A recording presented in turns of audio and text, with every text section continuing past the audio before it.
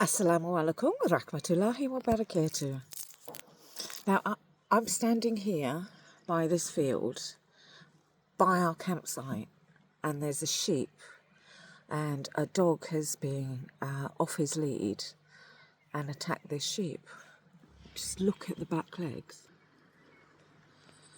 A lot of people think they know their dogs. Well, I'm sorry, you don't.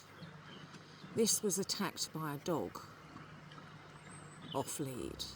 Luckily, it was rescued and it lives in this field with some pigs. And apparently she's as happy as Larry. But can you imagine, look at that, just dangling at the back there. Please, when you're out in the countryside, keep your dogs on leads. No matter if you think you know them or not, you don't. I know this firsthand because my dog, my beautiful baby, has been attacked 6 times by dogs off leads.